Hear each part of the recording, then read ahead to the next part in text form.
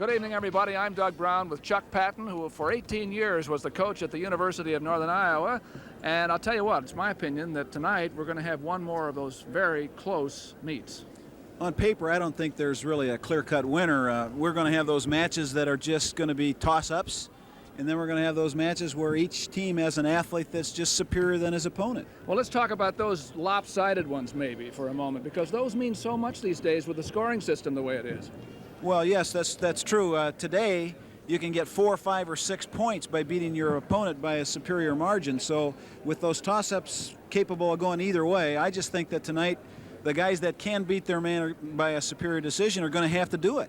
And I'll tell you, these are two teams that are hurting in some ways about as much as any two major teams. Iowa State, for instance, has John Thorne, who won't be there tonight because of illness. They've lost Mike Van Arsdale for a while. Stuart Carter's just getting back into shape.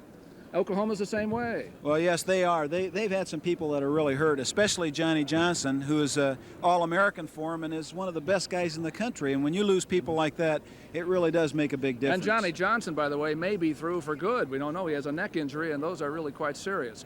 Well, this Oklahoma team, as you probably know, is coached by Stan Abel, who is now the winningest Sooner coach in history. Well, that does say a lot for him. And when you take the Sooner program and the kind of history and tradition they've got, and this man can really recruit. He puts a lot of good athletes out on the mat for those Oklahoma people. Well, he proved that last year because he came up with the young man that wrestles tonight at 126 pounds, and some people think he was the best recruit in all the high schools last year. Well, I'd have to say that he was one of the very best. Now, Joe Melchiorri is one of those young men that was a 3-time state champion.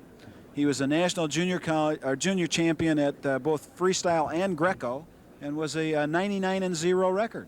And he joins a team that has 2 All-American candidates up in the upper weights, where Iowa State's going to have some points by the time they get there. Yes, Melvin Douglas is ranked second, but he has beaten Booker Benford from Southern Illinois Edwardsville and has a loss to him, so that could go either way. And then Dan Shade is an All-American at both weights, 177 and 190, and his only loss is to the young man over here, Goldman, from Iowa. And for Iowa State tonight, we're going to see, for the first time in our college wrestling series, one of the stars of last year's team. This is young Bill Kelly. Well, Bill Kelly is really a superstar. He was a 2-time state champion in Illinois, very difficult to do. He also was a national junior Greco champion. So when you take those guys, put them together, Melchiorri and Kelly, you're going to see some fireworks. He's aiming for 118 yet this year, and he'll wrestle Melchiorri tonight. That's one of those great ones. And tonight, you'll see 2 of the newcomers in this Iowa State team in the middleweights. Well, Larry Jackson is a homegrown product here from Iowa who has a national junior college championship to his credit, and I think has come on very strong of late. He just had a win last week over Heffernan from Iowa, and that makes a big difference when you beat the #1 ranked guy. And then Solomon Carr is a big throw man. He likes to take guys down to their back, and that's what he's got to have tonight. And we'll see also off the mat at intermission, in a special feature, Iowa State University's heavyweight, Darrell Peterson. That'll be fun. We'll look for that. So it's Oklahoma against Iowa State. We're back at Hilton Coliseum for college wrestling. And it's Oklahoma, which has lost only once, and that was to Iowa, versus Iowa State, 15-4. It's a close series, as we told you. Well, that series has widened just since 1982, when Oklahoma has won the last 3 of those competitions. Oklahoma and Iowa State. Let's take a look at the starting lineups now. Here they are in the first 5 weights tonight, 118 through 150. We think that 126, Melchiorri and Kelly, will be a dandy, but actually the one at 118 is going to be close, we think. The meet's going to be decided here early, we think, just on momentum. And that 150 will be a dandy. Higgins against Jackson from Oklahoma and Iowa State. In the upper weights, well, you'll see a couple of places where the Sooners are favored, probably at 167, 177, and 190. And I think you see a place where Iowa State should be favored there at heavyweight. 158 could be a swing again. 2 rather evenly matched people. So it looks like a good lineup of matches tonight. The referee for tonight is Dan Hill, who is the wrestling coach at Harlan, Iowa. And he's out talking to the captains of these 2 teams now. It's Dan Shade and Melvin Douglas for the Sooners, and Joe Gibbons for the Cyclones. And away they go. What they're doing when they toss that coin is to decide who gets the choice beginning the second period of the first match, 3rd, 5th, 7th, 9th matches. And Chuck, there are the Big 8 scores in the Big 8 tournament last year, and you can see that Iowa State finished ahead of the Sooners in the Big 8, but finished behind them in the Nationals. That often happens. Yes, there's a lot of swings after the Big 8 tournament going into the Nationals. 118 pounds. This is one of those close ones, we figure, between Melvin Gory of Oklahoma, who has wrestled some at 126, and Dan Higgins, a freshman from Iowa State who already has a problem. Well, I think that it's just no guesswork to anybody that Gory would love to be the 118-pounder, but he just can't beat out Melchiorri, so he's at 126. Well, there are a lot of people who would like to avoid 126 where Barry Davis is. Here's Gory in the front, trying to spin around, and he has the takedown, the first one of the meet. 2-0 Oklahoma. Well, it just got a little bit extended. Higgins from Iowa State got into the legs, but he got a little extended, and Gory just took advantage of that. And now he's a good hip tilter. You can see him trying to lock up the waist, tie up an arm. And then the way that works is they've got to load the hips up on their knee. They try to get their knee underneath the man and then load the hips on the knee, then roll him over. But Higgins has managed to avoid it here. As we've told you before, Higgins is really smaller than most 118-pounders. He can make the weight quite easily. Yes, it's really not to your advantage to be that light and be a 118-pounder in college, because most of these boys are coming down from somewhere around 130 to this weight class. Higgins wrestled a good match his last time out, which was against Ohio State. He got Cyclones off to a winning start. Well, he's given up an arm to get tied up, and Gory is very dominant here so far, but he hasn't been successful in getting the back exposed. So I would imagine that if he doesn't get him turned over here shortly, he's going to probably cut him loose, go back on their feet. So warning against Higgins, by the way, Chuck, for inactivity on the bottom. That's Dan Hill's first move, and he's telling him again that something different is going to happen. There is a stalemate in the first minute and a half of this 118-pound match. Harold Nichols would like to see Dan Higgins come up with something against Gory, because these close prospects abound in this match. There are 4 or 5 places where either man could win. These are one of those toss-up matches that we talked about. It could go either way. It doesn't look like it could go either way right now because it's been dominated by Gory so far. I don't know what happened to him right there. He is complaining about a knee, maybe a wrist too. He limped off the mat, and now he's talking about it's a thumb. And so the Iowa State trainer has gone over to look at him, and we'll see what's happening. Okay. He might have jammed that when he knocked him down to the mat. The elbow of Higgins might have come down on top of his hand, and the thumb might have been in the way and just jammed it. Iowa State down. Young man Dan Higgins. He's only a freshman and not a redshirt freshman at that. He has a good deal of maturing ahead of him before his college career is very much farther along. Gory lets him go. Yeah, he did cut him loose, just as I suspicioned that if he wasn't getting success in that position, he might cut him loose and wrestle him on his feet. He's awful quick. Gory is really being aggressive here. He's keeping his hands in Higgins' face and pushing him the whole way. Well, Higgins got into the legs both times, but he kind of stopped his motion, and that's important to keep going once you get in there. 2-1. We have 1 minute and 19 seconds left to go. Gory got a takedown on a counter move, and he let Higgins go. So now here's Higgins in again, but he's out of position. Even though he hasn't lost anything, it's just very difficult to affect an offense from that position. Some carries, or Kellys is what they call him from there, because he has the arm locked up. But once he gets the arm out, now he starts to lose the position, and he could lose a takedown right here. And he got it. It's 4-1. Well, he's pretty much dominating him with power right now, Doug. Being pretty physical to him. Now you Gory's see, leading 4-1. Harold Nichols is going to come out and talk to the official. I think there's something that Gory is doing that he doesn't like, and we'll listen in. I think that Here comes Stan Abel too. I think he feels that he may be a little bit unnecessarily rough on the edge. Well, actually, when he posted I up, don't think it's necessary. We've got a 2-point takedown when he posted up. Let's go. What do you think that was about? He just said he doesn't need to push him that hard. He doesn't need to be that unnecessarily rough on the edge of the mat just because he's near the edge. That was actually between the two coaches. Well, there's a little bit of work going on the official right now, too. They're trying to make sure that he understands what they want. He's back in that position again now, Doug, trying to slide on in behind his opponent, but they're going to go off the edge. And again, Gory did let Higgins go, figuring that he has the better of it on his feet. He'd prefer to trade 2 for 1. It's 4-2 now in favor of Melvin Gory, a sophomore from Tulsa, Oklahoma.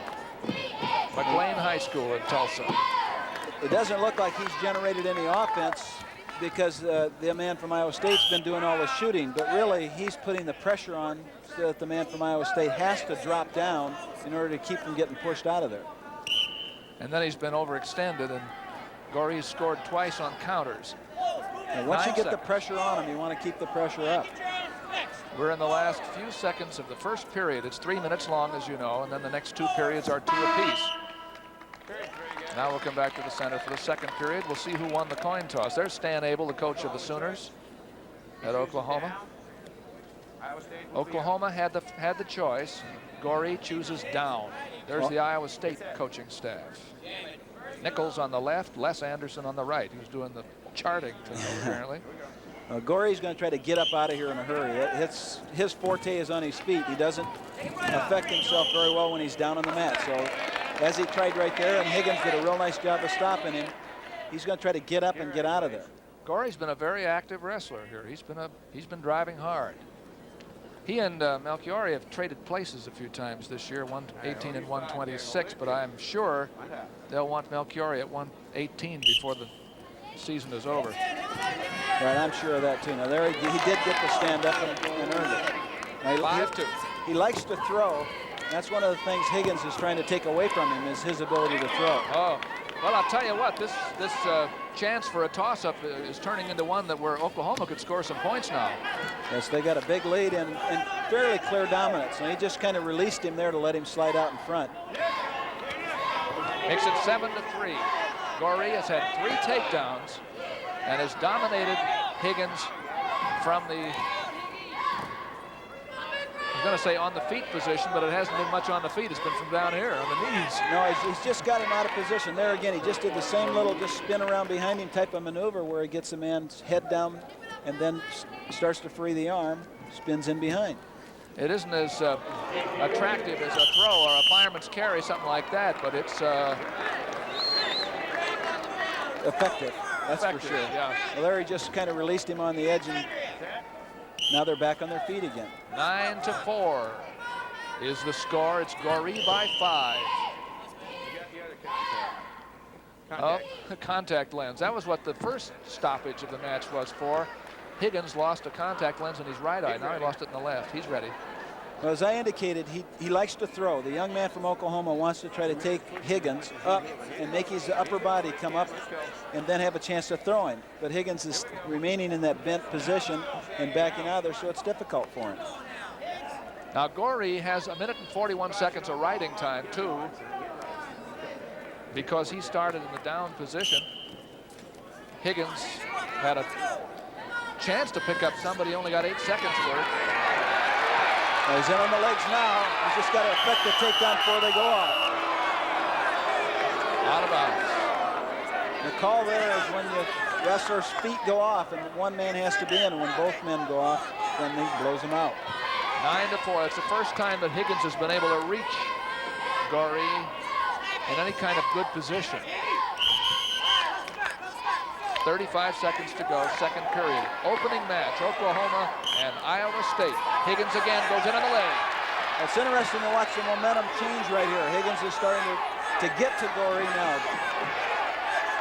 Before he was making the same offensive efforts, and Gory's just kind of giving it up now. It's 9-6. And he laid down. He didn't knock him down, he just went down. Stalling on the bottom is called. It's a warning. First time each man has now been warned. So the situation here is one in which the bottom man has to make offensive attempts to get out. Stan Abel not very happy now. His man is ahead by 3 here in this opening match. What do you think Higgins is going to do? He has 8 seconds to go, second period. Well, he'll ride him now. You bet. He's going to try to stay with him for these few seconds. But he'll start up in the third period. What do you think? Gory's going to be on top. I think he's going to try to take him to his back with one of his rides. But he didn't right him. He just kind of cut him out of there without much time left. 10-6. That's a surprise. 10-6 now in favor of Gory. Let's see that last takedown here again by Higgins. He gets in nice to the leg, and Gory just kind of turns, doesn't fight it very much, turns and goes the other way. Now, he just gave Higgins a point. Because Gory got on. Once the man on the bottom gets down and gets set, the top man has to assume his position. He can't move him around. That was a penalty point. This is far from over. Far from over. If Higgins can get out, he can still keep the momentum.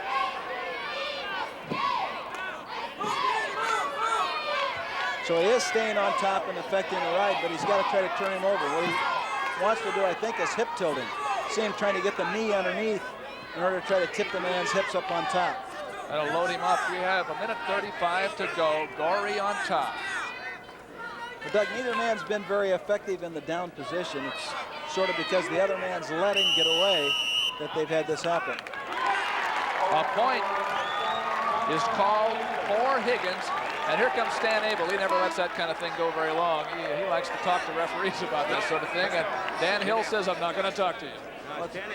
It's one of those ones where he's going to be questioning judgment. So the official is saying, I don't have to talk to you about judgment. That makes it 10-8. About rule interpretations. It's 10-8 now in favor of Gory. Higgins got to his feet.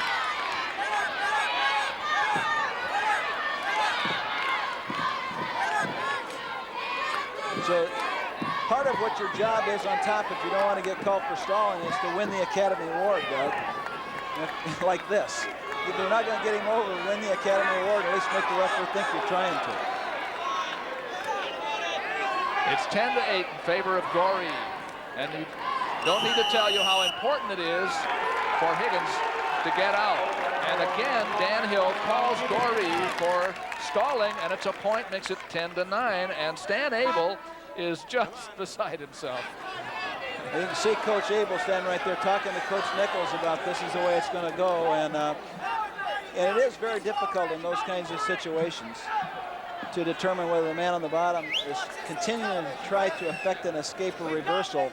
You're allowed to stay with him as long as he's continuing to do that. It's 10-9. Gory has the riding time. And now Gory lets him go. And it's 10-10. Well, I would have thought he'd be better off down below, but here comes Gory with the takedown. Well, he's good in this position. He feels comfortable right here. So he probably will try to do it again. 12-10 is the score with 40 seconds to go. Not everybody's watching the match. No, Cabbage Patch Dolls there. So this is what Gory wants to do, is keep him away from the open shot. 12-11 is the score. Keep him away from the open shot. 2 points for Gory, who's done a fine job here in the last minute. So he's going to let him go again intentionally.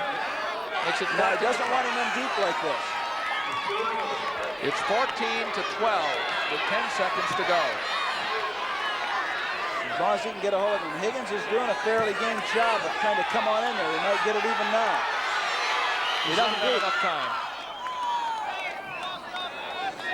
He doesn't have enough time. 1 second to go. It's 14-12. It turned out to be a close match. 15-12 with the riding time. 15-12 in favor of Gory, and Oklahoma wins the first one. 3 points for the Sooners. 15-12, Gory over Higgins. Oklahoma 3 and Iowa State nothing. Now here comes another big one. I'll tell you, if you wanted to pick out one that you show up to see, I think this would be one. Wouldn't you, Chuck? This is going to be a good match. These boys both like upper body technique. They both are excellent wrestlers. It's going to be an interesting match. 126. Bill Kelly of Iowa State out for the first time this year. Back in the lineup. John Thorne has been a little under the weather this week, so Kelly's in there, but Kelly will be later on at 118. Joe Melchiorri, who will be at 118 later on, is also in this lineup. And Melchiorri is ranked number 5 in the country at 118 pounds, and as we said, at the beginning of the program, was the highest ranked recruit in the high schools last year. Yes, everybody in the country was taking a good look at this young man. Getting a 99-0 record in high school is just extremely difficult. They wrestle so many matches these days. Kelly against Melchiorri. They wrestled in the Midwest Open here in Ames in this very building earlier, and Kelly beat Melchiorri in a very close match, and he had to come from behind to do it. Now you see that Melchiorri has the single leg, the low single, and Kelly has the whizzer and is out. And now he's behind Melchiorri. He has to take it to the mat. Yes, he has to get him to the mat in order to be able to score his points. And he did. That was a nice counter move by Kelly to take away the single, then come back out, go back into the legs and get that. Melchiorri. With Kelly, who is a strong rider and who is a strong pinner, in behind him. Now the classic single leg position, but Kelly still owns the advantage.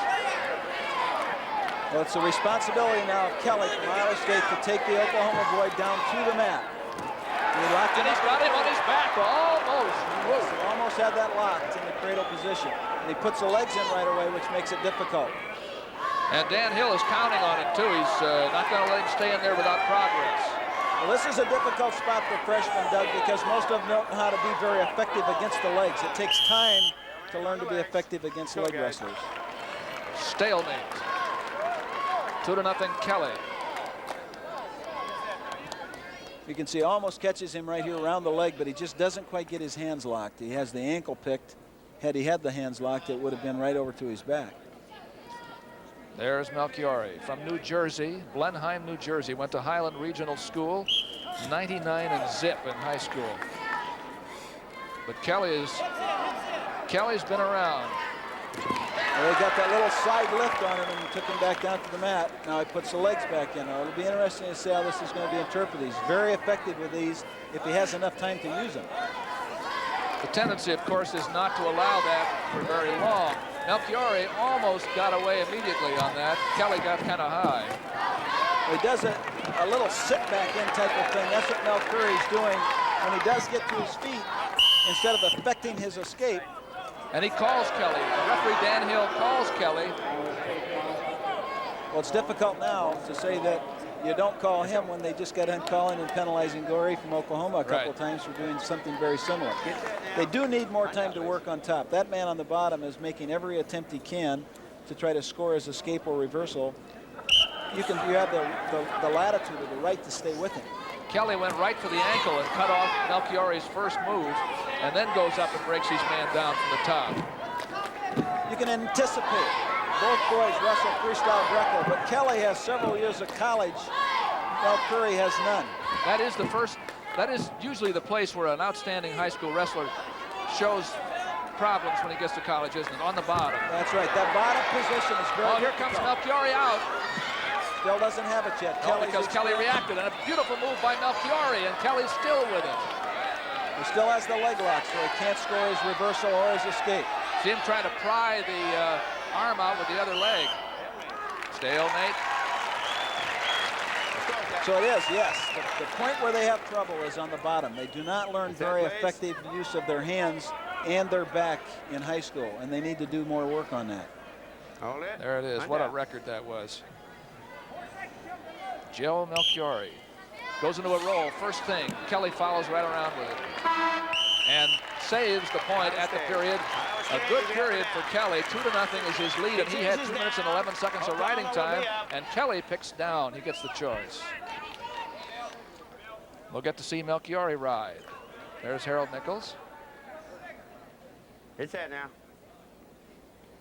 Kelly had a foot injury, too, over the Christmas break and through this last month or so. Not a break in the foot, but it was a very painful injury. Got to be on the back of the elbow, son. You're up there chopping. That's just a caution. That's a caution. Get on the arm right. Here we go. What he's saying there is your hand has to be behind the elbow, not out in front. I thought he might call Gory from Oklahoma on that same thing, but that's something for the fans to look at. On top, please. A caution. Referee Dan Hill. Now Curry's now is a good hip tilter. He likes to tip the hilt, and then he also likes to put the legs on. So it'll be interesting to see if he can get what he wants out of this. Goes with a cross face up high. You can tell he likes to dominate people up there on top. He's dominated a lot of people in his life, and it's difficult for some of these young guys to understand what position they should go to. When you're wrestling somebody that just doesn't go over automatically. Kelly is in a very good position here, it seems to me. Just has to free his head. Doesn't want to roll to his back there, just pull his head out of there. He can get elevation with his upper watch body. Watch the knee. I think Dan Hill's got his eye on it. Potentially dangerous. We go again. Boy, I guess. You're still down, son. That's a tough spot for Joe Melchiorri to be in. Okay, bleeding in the nose, go plug it up. Bloody nose. Bill Kelly goes over to have it cleaned up. Well, we're in the 126-pound match, Chuck Patton, and the Oklahoma Sooners won the first one, and a close one, 14-12. And here it's 2-0 in favor of Kelly. What have you seen so far that tells you how this match is going to come out? I thought it might be a little more wide open with some throws.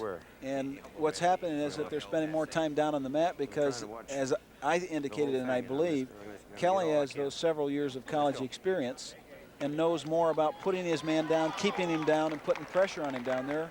Melchiorri knows a little less about how he should get out of there and how he can be effective at scoring his escapes and reversals.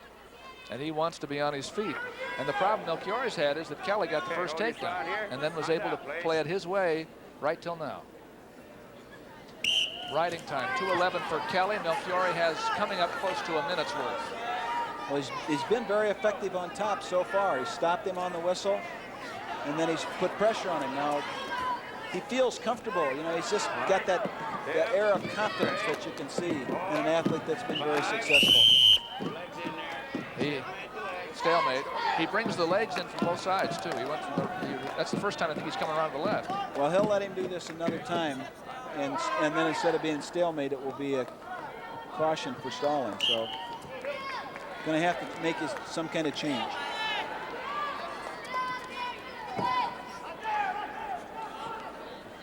And he'll try to slide right off of this and go into a hip tilt to a forced pry on the head.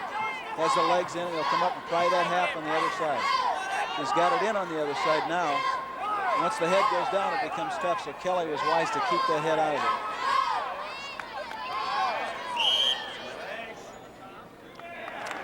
And that's time to warn him for stalling. Well, warning against Melchiorri at the top. And Coach Abel is saying to his boy, don't do it. If you do it again, you're going to get penalized. 28 seconds with a 2-0 lead. In other words, don't put the legs on, because that's getting you called for stalling. And here they are again. So he's got to be more effective with them now or get them out of there. And that's how men score. If you're trying to get them out or try to get them in, that's when they usually will score. Now Kelly's to his feet, and he should be able to get in good position here. He's got that locked up. This is a throwing position for a freestyle Greco man. But the period is going to end. And there it is, the end of the period. It was a 2-minute ride for Melchiorri, and he managed to take away the riding time advantage. Kelly had 2:11 in the first period. Melchiorri had 2 in the second. And now the question is, can Kelly ride? Well, he's done a very effective job so far. Be interesting to see what Melchiorri does. 2-0. He has to get to his feet like this, Doug. And now he's got to learn to get his back into him.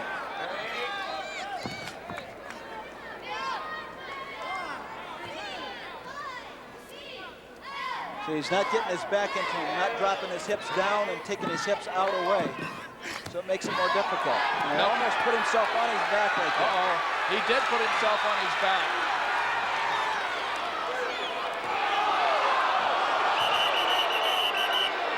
Potentially dangerous again. Kelly almost had a reversal that time, and the crowd is unhappy because they thought Kelly should have been allowed to continue and get back points. What they thought was that he had back points when Melchiorri put himself underneath. And then Melchiorri was starting to come out the back door, and the legs were twisted around, so he thought that was going to be dangerous to the knees. Well, what happened is nothing. Nothing, that's right. On the scoreboard. Now Melchiorri's in a great position, and he's out. And he's behind, and now he's ahead, 3-2. That was a real quick escape and cut his arm through and came right back in on the takedown attempt. And Kelly is complaining of an ankle injury. This might be, that's the one that's taped up, and this might be the one that he had injured all during the month of January. Now, he made a real quick sweep to get his 1 point, and then he just stepped in with his leg to block, immediately freed his feet, came spinning around the other side. Well, as soon as Kelly fixed his position on the mat, he was the fulcrum, and Melchiorri just swung around him. So we have 1 minute and 23 seconds to go in the third period. It's Oklahoma against Iowa State. Kelly led 2-0 until just a moment ago. There's Stan Abel. Now this is important right now when his coach can talk to his athlete. The injured athlete can't be administered to for the injury, but cannot be coached.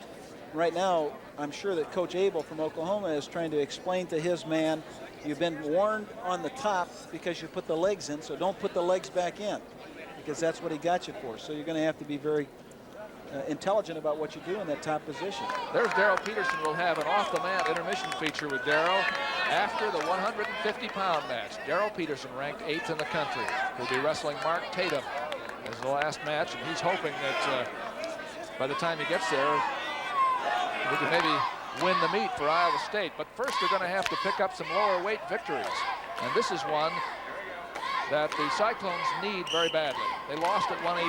Melchiorri just came from behind, took the lead 3-2. Now he's got to take him down. He has to work to take his opponent to the mat. That's the critical factors. He can't stay back there and not work to improve his position. We're down about a minute left. 3-2 is the score. He's good with the hip tilt, but he needs his leg on the bottom side. Kelly's wise right here, got his arm free. If he keeps the arm free, he's okay, and he can come on across him. He's in very good spot here as long as he takes his time. Keeps his hips low. He can't get any back points, however, because he doesn't have the advantage. No, he's got to get his arm across the head, Doug. Right now he needs to get his arm back across Melchiorri's head. That will give the referee the opportunity to... Now it's called. Now it's called, and back points. A 4-point swing for Kelly. It's now 6-3.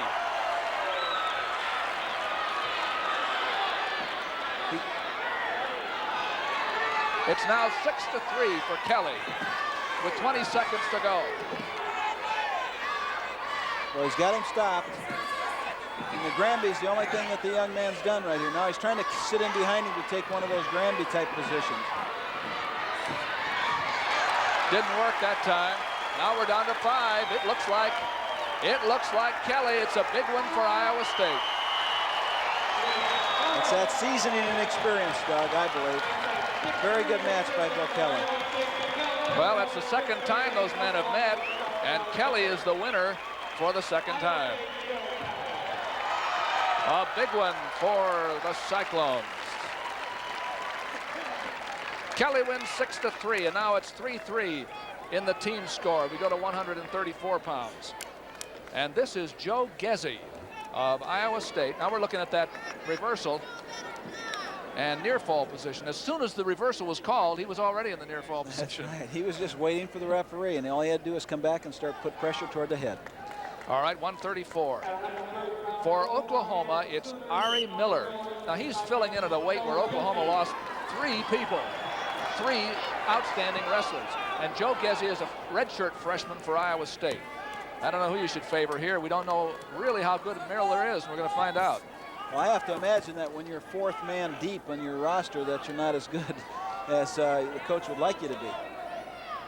That could be. But you come out of this kind of program, you have beautiful tip there. Nice tip. Oh, nicely done on that thigh tip over there. What do you call that, Chuck? Well, he's in the top position, quite contrary to the normal Kelly. Now he's got him tipped up here in what they call the hip tilt position. And there goes the back down for the back point. He has him loaded on the bottom thigh, and the back is tipped toward the mat. And he got 3, so it's 7-0. Now this is what Iowa State, this is what you were talking about in the opening. If you are better than your man, you better go out and beat him bad because your team's going to need it. Oh boy, watch that knee.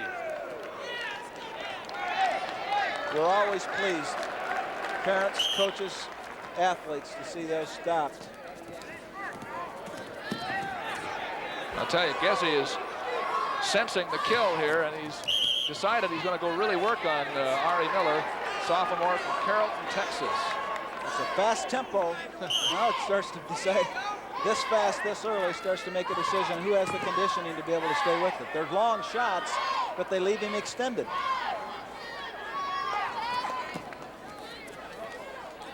Joe Gezi. His last match was against Ohio State, and he lost in the last little bit. He started fast and had problems in the last period and lost a match maybe he shouldn't have lost. Here he comes again, leading 9-0.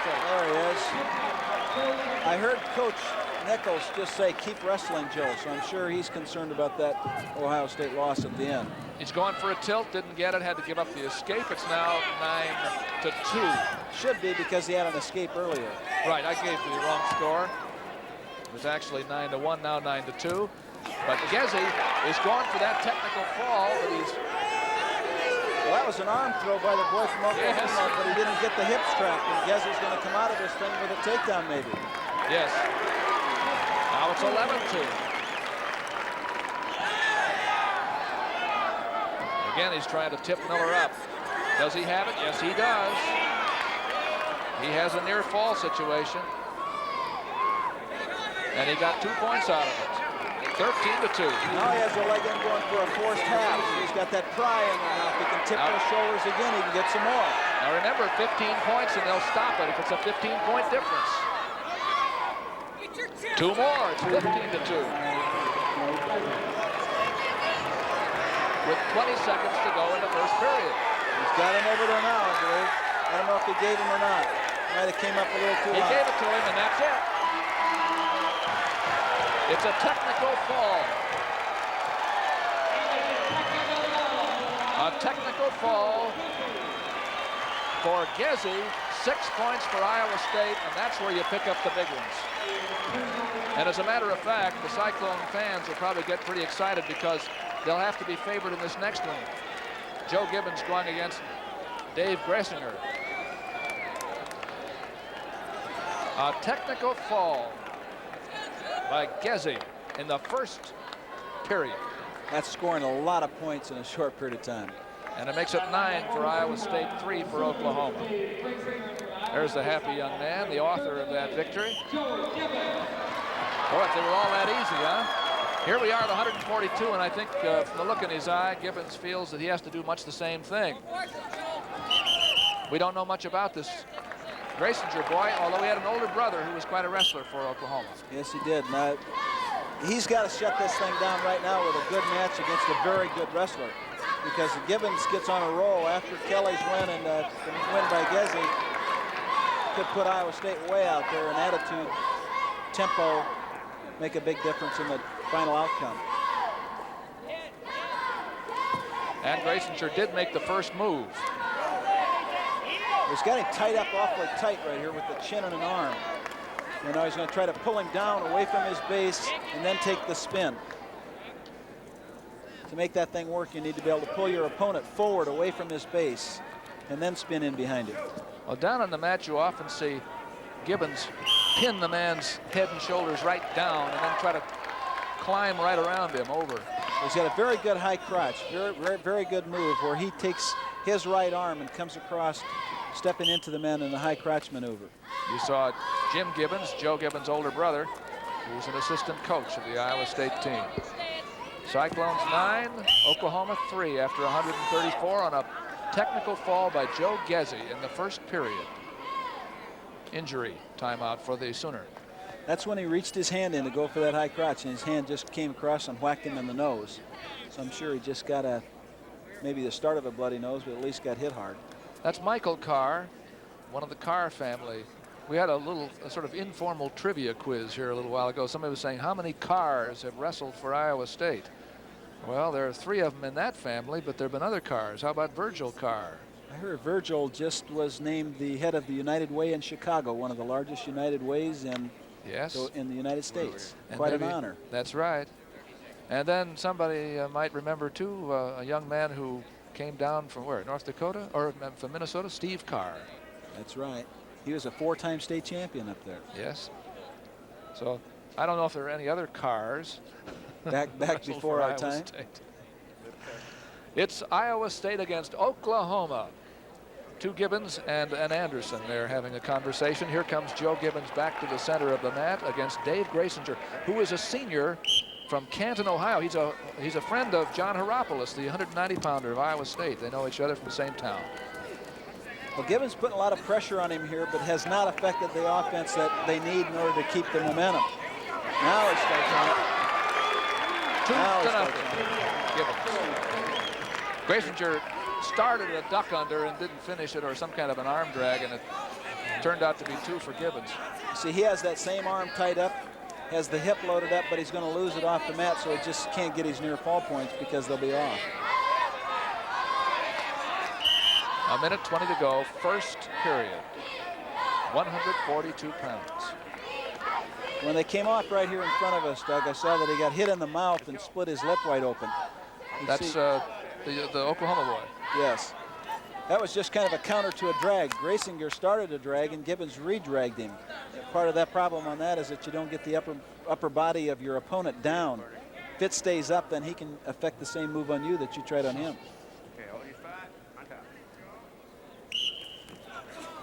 Gibbons on the whistle. Goes into that tight waist. Roll by Grasinger, it worked. And he came into a double leg right away and almost turned that into more than just an 1-point escape. Yes, he did. He came right back. Good, smart wrestling. 2-1, Gibbons leads. Might be a good spot for Gibbons from Iowa State because now he has a chance to get another takedown and build his lead a little bit rather than staying in there fairly tight. Now he has good movement from right here when he has that arm locked in. Grasinger thinks he's taking something away, but Gibbons is very good in this position.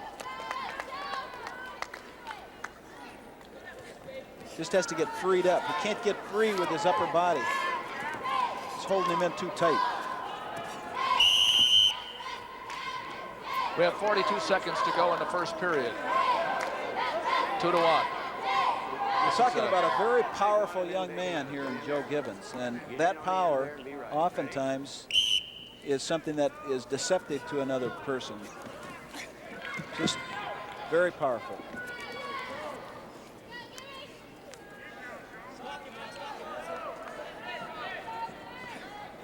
Now, people working for setups here. This position that they're in right there was called a 2-on-1, sometimes the Russian tie, but you have to be able to be effective with it in keeping your man in. Right now, the man from Oklahoma is staying out toward the outside, and he just got warned for stalling because he's not really staying in on the mat.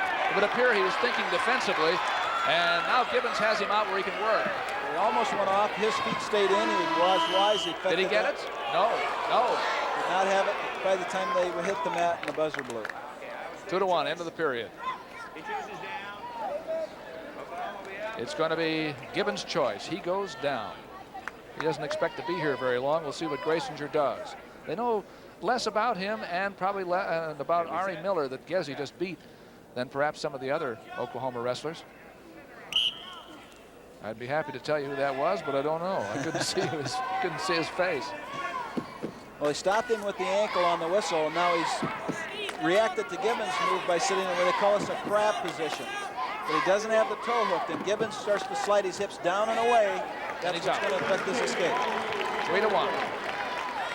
17 seconds of riding time there before Gibbons got out. Gibbons has 28 seconds himself. Iowa State 9, Oklahoma 3. Again, that arm drag try. That's right, but he almost got the re-drag going against the boy from Oklahoma because he just didn't get his upper body down tight to the mat. Didn't get him snuck in tight. Sometimes it looks more like a boxing match than wrestling when they start cuffing on the other person, but what they're trying to do is just get him off balance a little bit. The siesta we showed you a while ago was being taken by Kenny Fisher.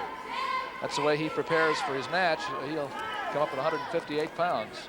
I think he'll need to be more prepared than that. Now there's a point. This was a stall call against Grasinger, and it was worth 1 for Gibbons this time. Well, even though it doesn't look like Gibbons is doing much, the other man is backing out on him all the time. It's very difficult to work offensive wrestling when a man's going backwards. Gibbons is pretty much a straight-ahead wrestler. He likes to get in tight to his man. He is strong, and he can fix a man in position and try to work something on him. You don't see him. Here he is coming back at him again all the time. There he goes for the leg. Oh. Counter, but Gibbons is strong. He was wise to just recover to position, not try to force it. And then he scored his takedown. 6-1. He needs to keep right on piling up points now. He's got a very good leg pry attack and a good hip tilt. See if he can get those before Grasinger goes out. Out of bounds now with what to remain? About 6 seconds. 6 seconds in the second period. We have another period to go. 2 minutes long. So now he has the leg now. Just take him back where there isn't a leg and then free the arm. Score his 2-point takedown. 6-1, a 5-point lead without riding time. Gibbons has 42 seconds of riding. Grasinger has 17. A switch by Grasinger that was cut off immediately by Gibbons. He's loading him up for a tilt. Did he get him? He got 2. And again, Stan Abel gave a good imitation of a man having a heart attack over on the sideline. Saw him maybe in the corner of the screen just throw his arm like, what are you talking about? Near fall. Now watch him. He drives him hard. He has an arm. Just pulls him back over to the back. All it does to be is stopped. Past 45 degrees and stopped. And now Gibbons starts up. He has a cradle locked up now. This is trouble for the man from Oklahoma unless he can think of something fast. Wants to crowd into him right here, push him forward, and when he resists back, then take him backwards. But he's going right with him off the mat. Well, the official knows what the fans want. They say he went out of there to get away from a move, and he should be warned, but he went the way he could go. He went the way Gibbons was pushing him, and that's very difficult to do. Usually you can't pick your hand up fast enough to put it out in front of you, and so you'll crumble, and as soon as you crumble, then the man takes you over. He was lucky to get away that time. It's 8-1. A minute 44 to go in the match. Gibbons on top. And there's that little Granby again, but he just didn't have enough speed, enough momentum. You got to have height to make that work. As Gibbons puts pressure on him up, he gets the arm. That's where the hip tilt starts to work. Can't afford to give him your arm. Well, I think when he gets to the edge of the mat and he sees that this is where I need to work and there's no room, Gibbons just rolled him out. Yes, well, I think the other man went out too intentionally. Yeah. But it's very difficult to call because Gibbons has got so much pressure on him. That's the Midwest tournament. That is a new competitor of the Midlands tournament and a very strong competitor of the Midlands tournament during the Christmas season. Now Gibbons has Grasinger pretty well flattened out. Now he has the arm. Now you can see him try to affect some type of movement with that. He has the arm and he puts it back. Depends on what the man on the bottom does with his hips. If his hips stay high, you can hip tilt him. If his hips go down low, then you start to work another offense like that. Hooking the arm. Less than a minute. And that's another penalty on the bottom. 9-1. We're right at the edge of the mat. It's frustrating for Gibbons because he knows he can't go anywhere with it. Try to get that 5 or 6 point win now. You might have to see Gibbons start to let him up and take him down. There may not be enough time with 45 seconds to be very effective with it. That's Dan Higgins. He's reading tonight's program. And it looks to me, is he reading it upside down? He's a talented young man. He is going to release and take down. 9-2. It's a 7-point lead. There is riding time now for Gibbons, but he'd like to get a major decision. Maybe catch the man in a throw or something like that. That's going to be a penalty. But it's difficult to throw when he goes backwards, just like it is to those other offenses. That's a 2-point penalty, 11-2. Right now you stand the chance if there's another one, you lose the match by disqualification. So you've got to stay in and wrestle aggressively. With 25 seconds to go. Yes, that's a big thing because it would be a 6-point team victory. Now he's in on the carry. Gibbons has got his hips down low, so he can't be effective with it. Gibbons is going to, if he has any time, he's going to be out of this one and probably come around. He's trying to tie up the arm, see if he can't get the takedown. 2 seconds, 1. And it is a major decision with the riding time. It's 12-2 for Gibbons. 4 points go up on the Iowa State board. And that makes it 13 for the Cyclones and 3 for Oklahoma. And my own opinion is they're going to need them when they get a couple of weights up. And here comes a very big match at 150 before our intermission. This is a big one. In fact, the next two, although maybe the wrestlers are stronger here at 150 than they are at 158, the next two are going to be close.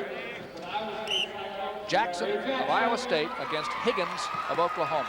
Higgins has been an outstanding wrestler this year, and Jackson beat the #1 ranked man Heffernan just last week.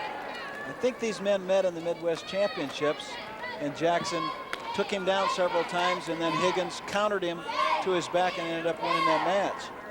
So it would appear that maybe Jackson is the superior athlete, with Higgins being the superior unorthodox. And we know that he does some unorthodox types of things. In fact, at Oklahoma, they call him something like the force of funk. And there was one of them. Higgins wins the little upper body tussle. Well, Higgins is really a very good athlete. They feel that he might be one of the best athletes they have on the team, but he just doesn't do conventional things. And watch, here's Jackson into him, and here's Higgins just whipping the hips. Nicely done. Jackson's offense, Higgins 2 points. Jackson trying to work the inside trip, and he got tripped. But Jackson is working hard to stand up. They did a nice job there scoring his takedown, scoring his escape, fighting for it, and actually earning it. It was a good job by Jackson from Iowa State. 2-1 now, Higgins leads. And they're outside. Now, this is one of the positions that we indicate. Jackson's very good on his long, penetrating doubles, but it's where Higgins, He got a double. He's got it. He did a nice job of the double.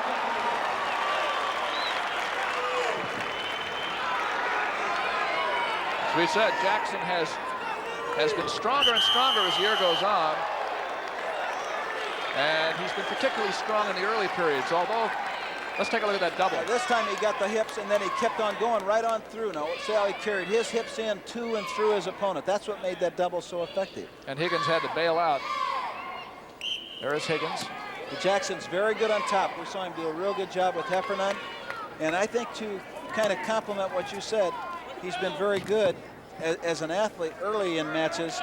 And part of that fatigue that's struck him early in the season, he's gradually overcoming because it's more mental than it is literally physical. He's been very tough here of late. Jackson of Iowa State with the Cyclones leading 13-3 after 4 weights. Comes back to the middle with 1 minute and 19 seconds to go and leading 3-2. Each man has a takedown. Jackson has an escape. He's good on top. This is the spot he needs to keep his opponent right here. Keep him down on the mat. Don't let him get up where he can affect some of that unorthodox type of style. Ties up the arms well. Now he needs to try to be effective at turning him over with what he's got. Here he comes around to the other side. You want to get him off the mat. You don't want to leave that 1 foot down. You get both feet off the mat, there's no power.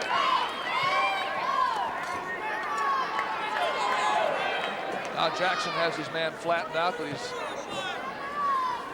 The day when you can just stay there is long gone, Doug. Yeah, you now can't when do he's it. flattened out, now you got to do something with him or you get called for stalling on top. And we've seen that 2 or 3 times in this meet already. Let's check the clock. 1 minute and 25 seconds worth of riding time for Jackson. And we have about a quarter of a minute, well, about a half a minute left in the first period. He has a bar arm now on Higgins.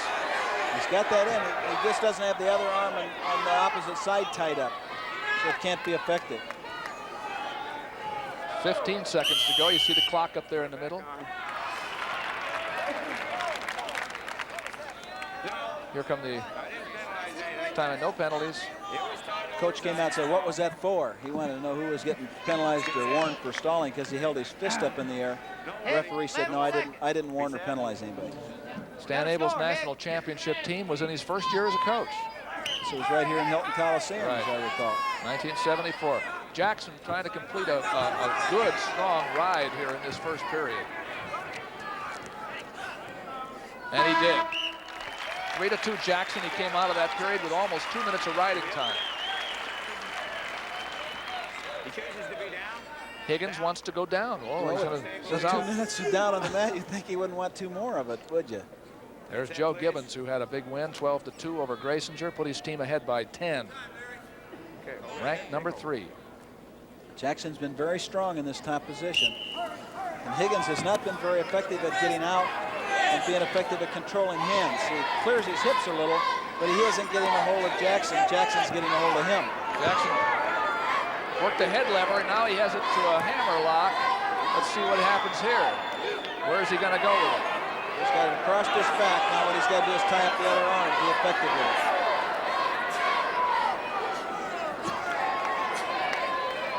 Referee won't let this go a long ways. You're going to have to do something with it, son, he says. Hip tilt. He hasn't quite had his bottom knee under far enough to lift the man up with the knee. Now he does have back points. Now he's got his hip pulled over, that's right. Once you get that arm tied up, you're in trouble. Well, there are 2 big points for Jackson. He'll go right back on the other side. This time now he's got even a little better position. Put a lot of pressure on the young man from Oklahoma.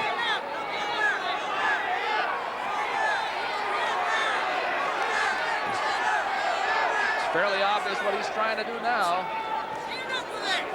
He even had time to check the bench for instructions. That's right. And they were giving him plenty of it, too. And he had to let that position go, but he has a lot of riding time. Now the question is back points and staying in there. This is a dangerous spot for him. He's got to get him back down. Good job right there. See, the bottom man, regardless of the weight, regardless of this match or not, Doug, the bottom man must find the man with his back by getting back pressure on him, and then he's got to locate hands. Young Higgins from Oklahoma has not done that in this match. He's been in trouble through the whole first and second period. Again, the try for a hip tilt, but it's out of bounds. He's not going to get any back points that way. We're almost out of time in the second period. Go back. Bill Kelly talking to Mike Land, the former Iowa State national champion. And Jackson of Iowa State gets a little breather, as does Higgins, while we have shoelace tying time. Higgins was a cross-country man in high school, too. He was, as you say, he was a good athlete. He lettered twice as a cross-country runner. So he should be able to go 7 minutes here, you'd think. He's been fairly effective. It's just that he hasn't controlled anything. Jackson's done all the controlling and has dominated the match so far. Well, a 3-minute ride for Jackson. He got a near fall in that period, and it leads now 5-2. Our next match coming up will be 2 of the other Iowa schools we haven't yet seen. Your old Northern Iowa folks, Chuck versus Lonnie Timmerman's Drake team. Don Briggs, coach at Northern Iowa now. Coming up next Tuesday. There is Jackson in the down position starting the third period, trying to come out, and he's out. 6-2. This might be where Higgins' only chance is to let Jackson have the offense and then try to counter him, because he does some very unusual, unorthodox things from countering. Might be the only way he can win, because he actually is down 7-2 because of the riding time that Jackson has that he can't erase. Now let's see who's been warned. Nobody, but Jackson is in on the leg. This is what Higgins was able to counter in the last match. He came back in the third period, and there is a throw by Higgins, and Jackson's in serious trouble. It's turning in the last minute. Holy cow. That's what he does so well, is counter it. He's got him in a real tough spot because he's got the arm tied up. It was Jackson's offense that took him in, and Higgins' counter. This is what they call him, the force of funk. And it's a tough position. It's tough. He's out. A 3-point near fall. And Jackson has fallen behind. The takedown for Higgins. And a 3-point near fall at 7-6. There's plenty of riding time for Jackson. So it is literally it's a draw by now. And whoever can get this last set of points, however they can get them, will win. What's the matter now? Controlling things. You see Jackson got stopped, put on his back. I'm sure that wore him out some. but he doesn't have to stay right here. He's got the arm tied up. He has to be effective at freeing his arm, building his base, scoring that escape. Cannot dominate a man that long and then be this tired. So just more mental, as I said, of mental fatigue. 7-6. So, you know, he's in, but when he comes down, there's the leg that posts. That's the power. Whips right on across him with his leg, takes him to his back. Boy, how to get from a 6-2 lead, looking like you're going to get a takedown, and all of a sudden you're behind 7-6. You have to anticipate those kind of things. Now, Jackson's been good on the bottom on that first move. But once he gets stopped, here he is, broken down again. Got to be able to build that base up, control some hands, and get back to his feet. 8 seconds. It's a draw if he does not get out. In the waist. Warning here. That's a warning against Higgins for keeping a parallel position, and Stan Abel wants an explanation. I tend to agree with Coach Abel on this from what we've seen so far in the match. The man on the bottom is making his offense. Guy on the top stops him. Then he has to try to be effective. And it's going to be a draw because of the riding time that Jackson piled up. Boy, I'll tell you, those big moves can really turn things around, can't they? It's an exciting match. Even though Iowa State dominated all the way, it ends up in a draw. Deserves a better fate than that. Yeah, 15-5 is now the team score. Higgins and Jackson go 7-7. And a big 5-point move by Higgins right in the middle of Jackson's takedown. Turned that one around. 15-5. Well, we hope you're enjoying Iowa Public Television's 9th consecutive season of college wrestling coverage. We're on weekly every Tuesday night at 9, plus we'll have 2 more Saturday night special editions, and here's our schedule. There's Darrell Peterson coming up. Darrell Peterson, who is here at intermission, yet to come with a score 15-5 Iowa State. We're back at Hilton Coliseum, where the Iowa State Cyclones have a 10-point lead in the first 5 weights over the Oklahoma Sooners, 15-5. And we'll see Darrell Peterson coming up in the last match. I think it's going to make a difference, that heavyweight match. It may be that one that decides it tonight. We don't know. We have 158 coming up next with Dave Ewing against Ken Fisher. They're both,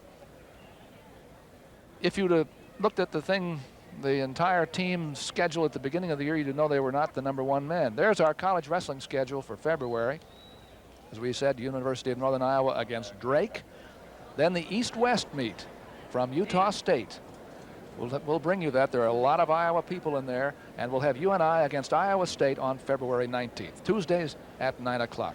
And there are 2 more Saturday specials. The 16th, it's Oklahoma State at Iowa, and on the 23rd, the rematch between the Cyclones and the Hawkeyes. That'll come from Carver Hawkeye Arena in Iowa City. Now you see Dan Hill, the referee from Harlan, Iowa, going out to the middle of the mat. We're ready for 158. The Iowa State coaches are ready. Harold Nichols, retiring at the end of this year after 37 years on the job. Magnificently successful. Ewing against Ken Fisher of Oklahoma. These are, at the beginning of the year, as I started to say, we're not the #1 ranked men at this position for each team.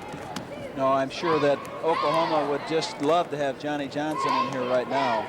John Johnson, in case you hadn't heard, is a 3rd-ranked man. He finished 6th in the Nationals last year.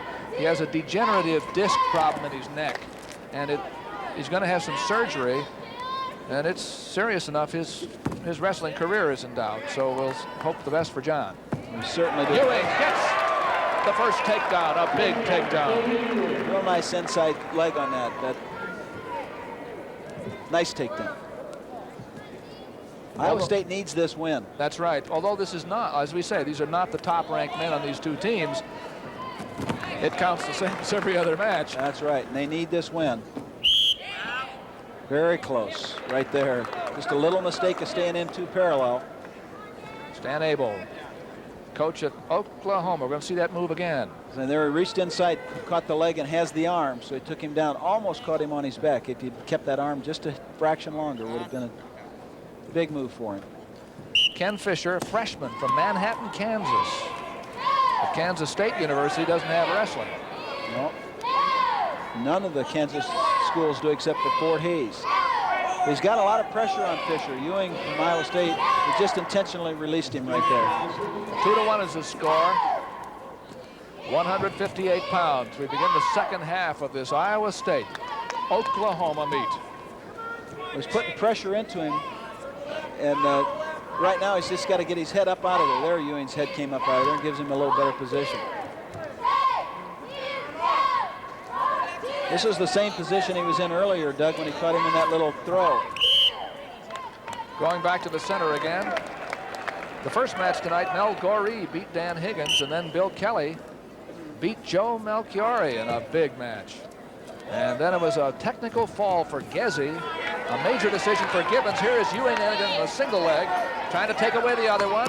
Can he do it? They're awfully close to the edge of the mat. Just needs to be able to be safe right here, not get careless, not be in a hurry. Find it, follow it all the way up, and get that arm off the waist. That's what's keeping him from getting the takedown right now. He's going to be able to get this. 4-1, a big takedown again for Ewing, who's been one of the hardest working of the Iowa State wrestlers. He's done a good job so far of affecting his takedowns, being patient. He gets the head inside now. Now he's got the leg locked up, and he needs to break that inside arm down first. A Navy ride or something like that. He has the cradle, but Fisher will take it out of bounds, I think. Well, he's had this locked up twice, so that's an indication that Fisher from Oklahoma is starting to stand up. He just follows this up. So he's got the leg, and he follows it up toward the body, but the whizzer is preventing the takedown. So he gets back to his feet and then takes him backwards where there isn't any braces, and then scores his takedown. 4-1 in favor of Ewing. He has 1 minute and 12 of riding time. 19 seconds are left in the period. Fisher rolls. Ewing comes out. Still in a position of advantage. Well, he's got him blocked up pretty nice. This has almost caught Ewing twice on the edge. So now we know both men have kind of a thing they like. We know Ewing has a cradle on top and that Fisher's given that to him by not controlling hands. And we know that when Ewing tries to reach under and knock Fisher down off of his base, that Fisher tends to wing that arm down and bring his hips up over top. So those are things to look for as the match progresses, see if either one gets it.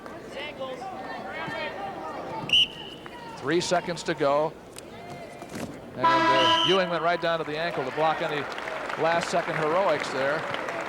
4-1. That's Dan Shade listening to the tunes here as he gets ready to go at 190 pounds. He's found a local station, I'm sure, and he's ready to go. That's the way he warms up. Number 2 ranked man, and he's tough. We'll see him up against John Hieropoulos later. We're at 158 now. Iowa State 15, the Sooners 5, and Ewing leads at 158. Well, he got to his feet, but he has no control. Now he got his arm free and scored his escape. 4-2. 2 takedowns for Ewing. 2 escapes for Fisher. Fisher is going to have to prove himself on his feet. He's been clearly dominant here, Ewing from Iowa State, in the standing position, putting a lot of pressure into Fisher, trying to work his offense. Sometimes when you do that, the other man just starts letting up a little bit. Now he's back in on the leg again. It's a matter now of doing one of 2 things. Find the foot and go out away from him, or go in and find the body and take him where he doesn't have braces. The whizzer there, he's still got that, but no control yet. There he comes back across and takes him where there's no braces. Back 6-2. Single leg takedown by Dave Ewing. And he intentionally releases him now to try to let him have an escape. The young man Fisher comes right back into him, doesn't let Ewing get up. It's a little costly mistake now. Didn't back off. Did he give him the escape? He didn't. It's a reversal now. He hasn't given anything yet. Nothing yet. Calls it an escape. 6-3. Let's see, he didn't have control in that position with the leg up. This is Ken Fisher. He's the nephew of a famous football player named Pat Fisher, played for the Redskins, if you remember, and Nebraska in his college days. Well, Ewing has not been effective in this position. He's been effective more open with that single, so it'll be interesting to see what he does from here. Here's where he's been good, out here. And Fisher, he's putting the pressure on. Sorry. No, I was going to say Fisher looks like he's coming at him from a lower position here. Now he's gone into a deeper crouch. 28 seconds to go. He's kind of trying to protect from getting low single. So he's keeping his hips down a little bit. There's that low single. Got him back in there again. This is the third time he's been there.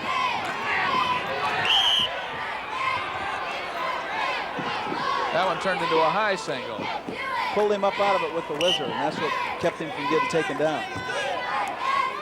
Now Fisher's in on the leg, and Ewing has to struggle with the whizzer. So he's got the leg blocked with his toe. You can see it out past Fisher's toe. That's what's keeping Fisher from getting in behind. Not much time left. And so this is where the second period will end, 6-3. So you just don't see many good wrestlers in that position. Okay, you're down. Oh. Okay.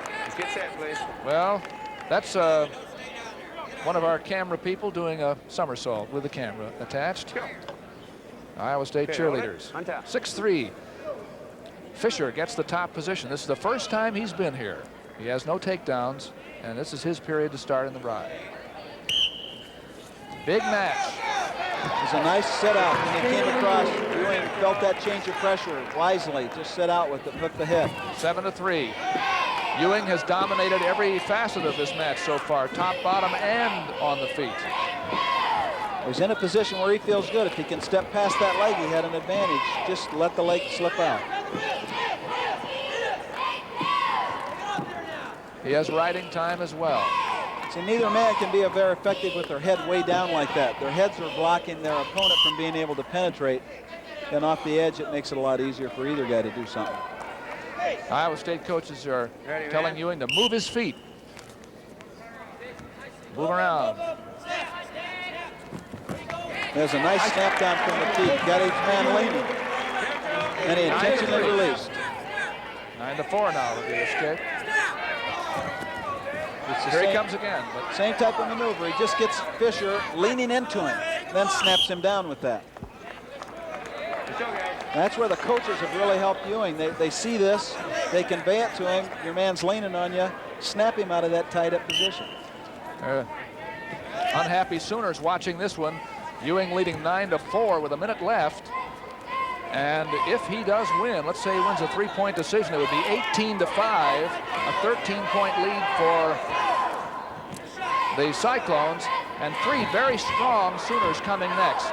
They would have to rack up a lot of points because Iowa State probably is favored at heavyweight with number 8 ranked Darrell Peterson. A lot to look forward to here. Underarm spin, which failed. Ewing has countered that. It's 30 seconds to go, 9-4. They're in this position near the edge, so it's hard for either man to score because the other guy can go off.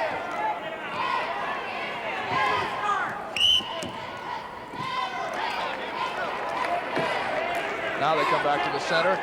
19 seconds left.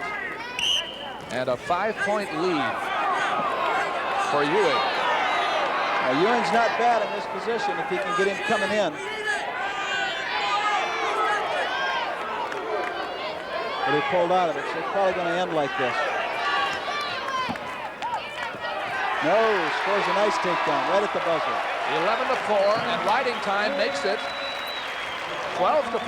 And that's another point for the team. That's a big takedown there. That's a major decision. Definitely a big point. Very big. Well, I tell you, keep shooting until the end. That could be the difference in the meet. That's right, and that was off a Higgins shot to him. 12-4 is the score. And it's now Iowa State 19 and the Sooners 5. Well, if they were going to make it interesting for Stan Abel, they've done it because they've set a problem for these Oklahoma wrestlers. They have to really make some hay here in the next 3 or 4 weights. Well, this is the power that they've got, these next 3 guys, so it'll be interesting to see what happens. Now, this is a dangerous spot in a way for LaViolette from Oklahoma because he likes to come out very powerful, and he's wrestling a man that can throw. Solomon Carr of Iowa State, he's a sub-500 wrestler, 9-10. And John LaViolette, who is an extraordinarily talented wrestler for Oklahoma, who has not yet, I guess observers would say, done what people thought he would do in college. And there's a throw right away, and Solomon Carr's on his back. back points, it's a 4-point move. He has that power, as you said, and he does have a lot of talent. Give him a little experience. And I think he wanted to wrestle Van Arsdale today because Van Arsdale had been ranked a little bit above him. But Van Arsdale's not in the lineup for Iowa State and hasn't been for several weeks. Go again. Put this. He has that bad knee, and I'm sure they're resting him and make sure that it's totally healthy before they put him in. Take no chances.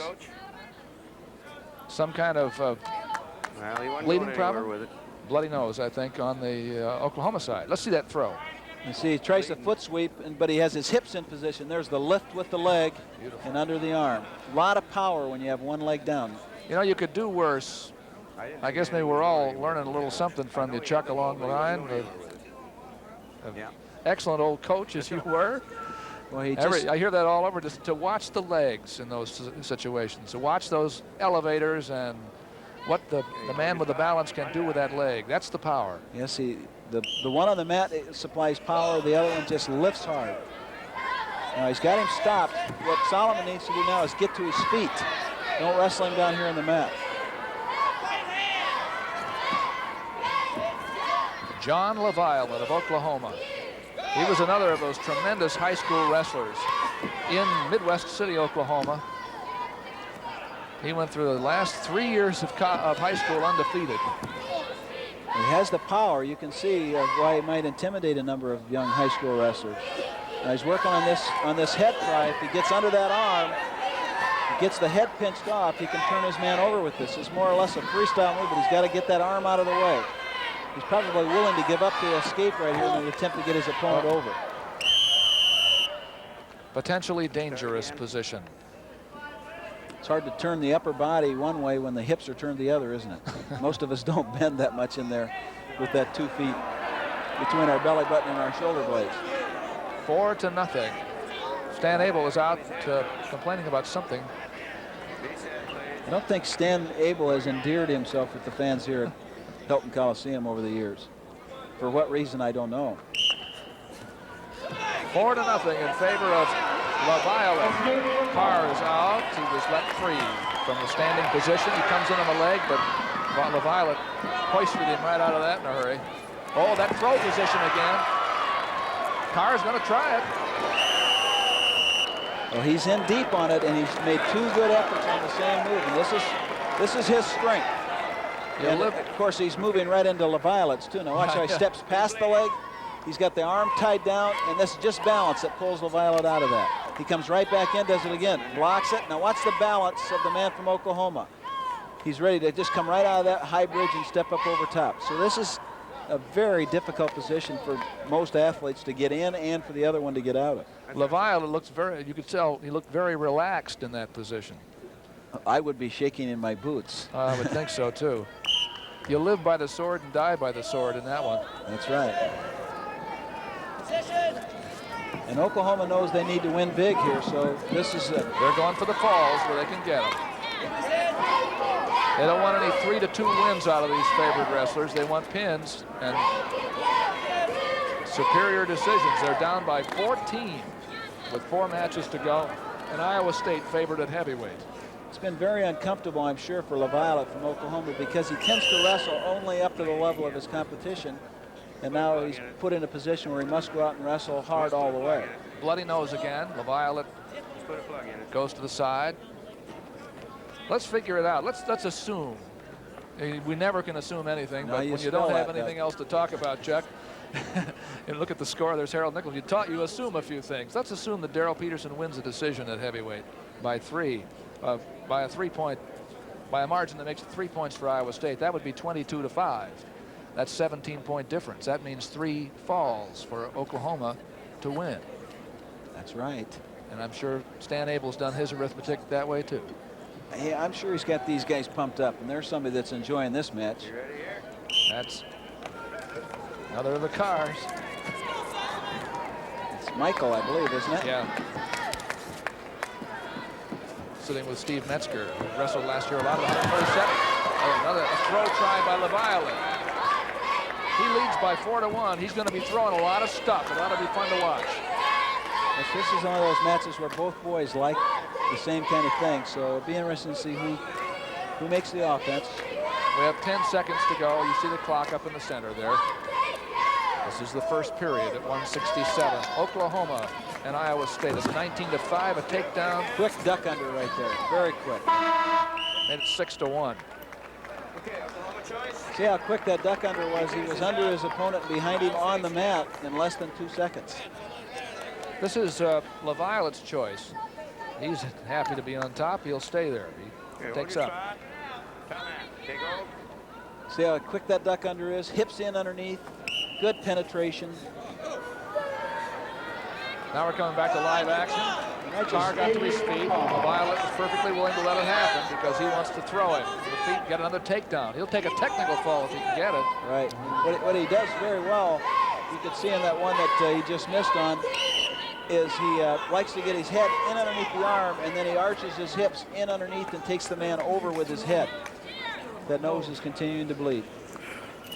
You want to put another plug in there? Cut it in half. Cut it in half. It's the voice of the referee, Dan Hill. LaViolette leads 6-2. He leads also in loss of blood here, I think, so far, by more than 4. They're more irritants than they are painful. It's just something that happens all the time to athletes. On your mark, guys. Back at it, we have minute 35 to go in the second period. 6-2, LaViolette.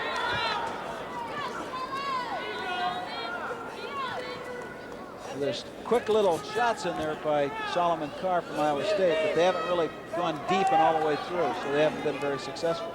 Now he's got that arm tied up, but it just isn't being effective for him. Oh, it didn't work. Powered out. Everything was going the way of Solomon Carr, but he just powered his way out of that. On the other hand, the one thing it might have done is prevent LaViolette from taking him down. A nice throw. And a beautiful throw by Carr. He has LaViolette on his back. That's what he does so well. Big move, man. He's got those shoulders very close. I'll tell you, it looked awful close there for a second. Very close. It's a 3-point near fall, and of course the Iowa State bench says he pinned him, he pinned him, he pinned him. Well, he doesn't pin him until he says he pinned him. They tell the referee's hand hits the mat. It's now 7-6 in favor of Carr. So he just steps past that leg. Now this time he's got the arm sucked down tight and gets past the leg. That's what makes that work. You saw him try that 2 times earlier. This time he got him on it. Well, big 5-point move. Excuse me. It was. It almost was the end there too, Chuck. I'll tell you. Very close. You need a camera angle under the mat. 30 seconds to go. There's a lot of match left here, obviously. Carr on top. He's got LaViolette's attention again. Certainly does. And he's got that leg in nice. Violet seems to feel like in watching that he can just power his way out of everything. It doesn't always work that way.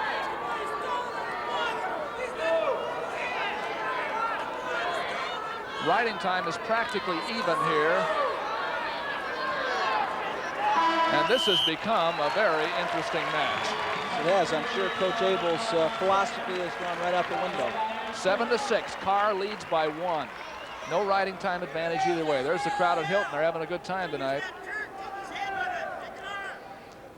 John LaViolette. Wrestling tonight at 167. Carr starting on top. Third period. Just kind of cuts him loose. 7-7. I don't think we've seen the last throw of this match either. No, they're going to get in there again. At least give somebody the opportunity. Bumped heads. Solomon Carr got cracked in the forehead with LaViolette's head.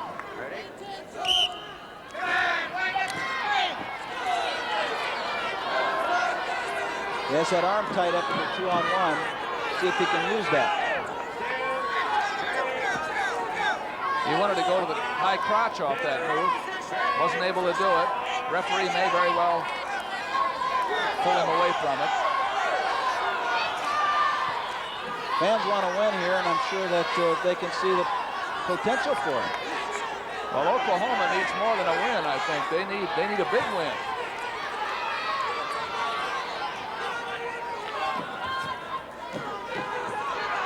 Well, they're just tired enough now that neither man is taking his legs with them. They're kind of reaching their arms, sticking their head like that, but they're not penetrating their lower body. And now he there's does. Carr. That's a big move for Carr. And he has LaViolette down on his back again, but not a near fall. No, no. But he did penetrate his legs that time. Made it very good. Well, listen to this crowd. People making a lot of noise in Hilton. See how deep he gets. Watch his body go on through.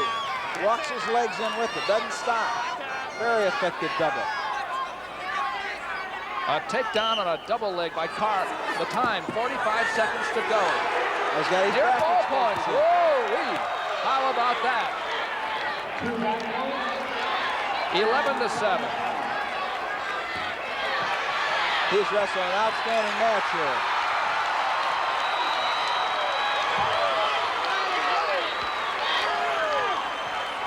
He came from 6-1 down.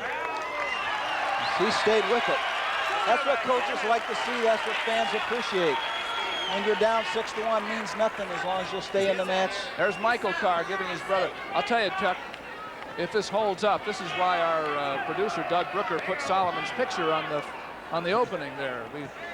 He had a feeling something like this was going to happen. He sensed it, didn't he? It was a caution for a false start. Caution on the top. He's definitely in the driver's seat now if he keeps his head and wits about it. Yeah, not get caught in these strange positions. Now he's got an opportunity now if he catches that arm. 11-7 in favor of Solomon Carr, and he has 9 seconds to go, and he has some back points. He's got that arm tied up. He just holding there. He can just hold in there, and there it is. Did he get 3? He got 3. 2. Boy, there's a big win for Solomon Carr, his biggest of the year. Makes him a very happy young man.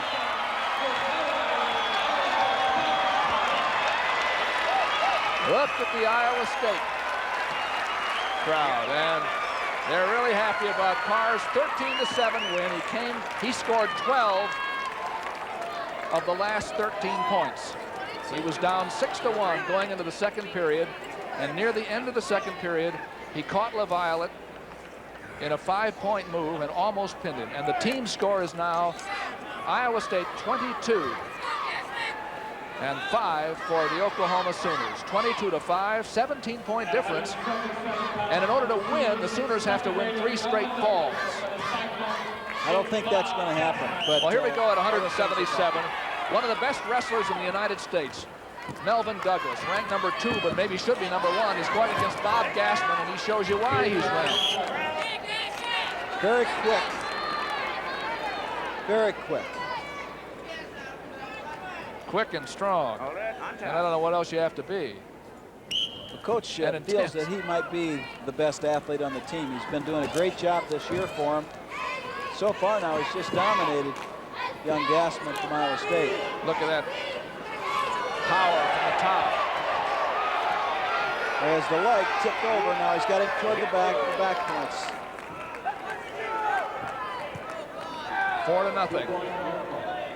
Gassman, a sophomore from Downers Grove, Illinois, 25-11 this year. He won his last match against Ohio State on an impressive fall, but he's in there with treble.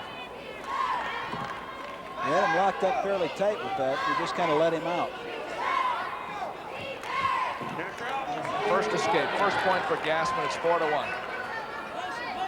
Now we know that Gassman has good penetrating low shot that comes into his left side. Like that. Yes, but he didn't penetrate that very deep. He kind of lifted the arm and reached for it and didn't take his lower body in. And yet Douglas has all types of offense. He does a lot of things well, and as we said, is very powerful and real quick. Well, Melvin Douglas had an unhappy thing happen to him last year in the national championships. He was in the semifinal round and didn't make weight. That is very unhappy. And was disqualified from the tournament. So he would have been an All-American just by making it to the semifinals. He could have finished no worse than 6th. I'm sure he learned something by that and is wrestling a little more intensely this year than he has in the past year. Yes, his record is, well, last year he lost 6 times. 29-6 this year. He is 27, did we say? 27-1. He leads 4-1 over Gassman, but Iowa State leads in the meet 22-5 over the number 2 ranked Sooners. The Cyclones have either won or drawn in all those big ones, all those close ones. It's been their meet all the way so far. Now here he steps by, but it becomes balanced. And a nice fireman's carry by Gassman. Couple of interesting moves there. Both men. It's live, guys. Let's go. Very good. That's good athletic talent on the part of both athletes.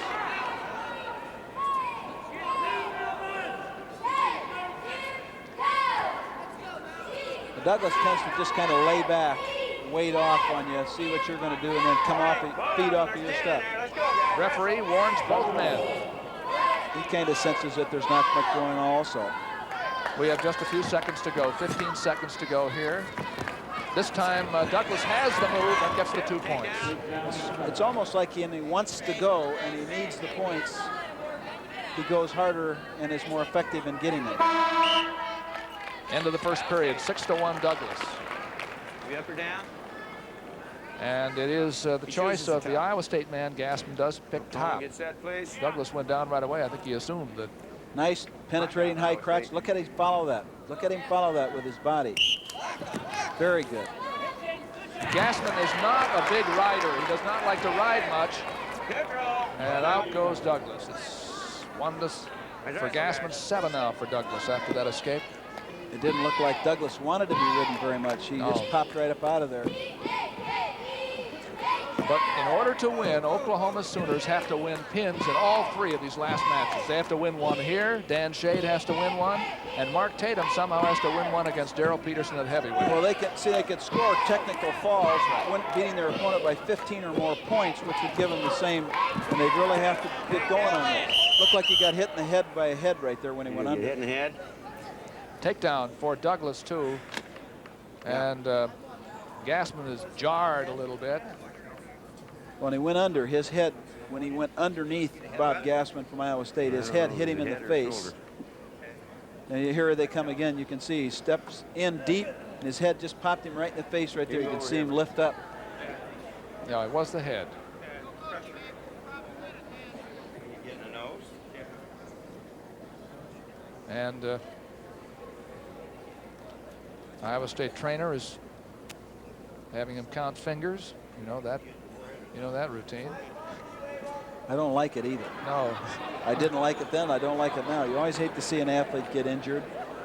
It's a rugged enough sport. Injuries always play a part in all sport. You hope that they never happen to anybody, that they're going to be severe. You hope they never happen at all. He's back up and moving around now. Okay, yeah, Iowa State should be down. Marker down. Stan Abel.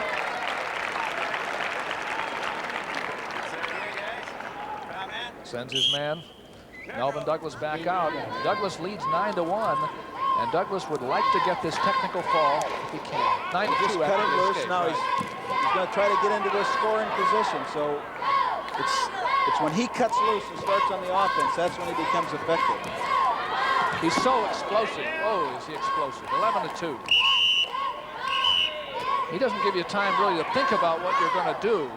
No, he comes through you so much. It's not that he just comes to you, and that's the thing that makes him effective.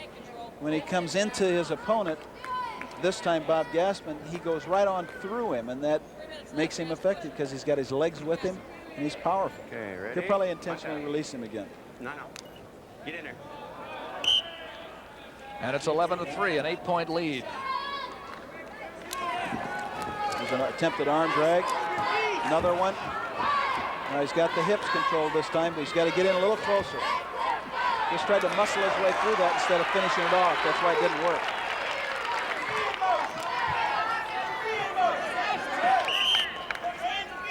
.42 seconds, second period, an 8-point lead for Melvin Douglas. Oklahoma trails by 17 and needs 3 pins or technical falls. However, they can whip up those 6-pointers together. They have a pinner coming up next, Dan Shade, who got 12 falls last year to lead his team. And he'll be wrestling John Hieropoulos of Iowa State. And then come the heavyweights. Darrell Peterson, ranked number 8 for Iowa State, against Mark Tatum of Oklahoma, a talented heavyweight who has been up and down. Yes, that's true. I'm not sure that Douglas has enough to be able to score that many points against Gassman. We have 2 seconds to go. End Needed of the a period. takedown there if he was going to be effective with it. I'm just not sure he can get it done here. Well, he made a 3-point gain in that period. He started out 6-1 leading.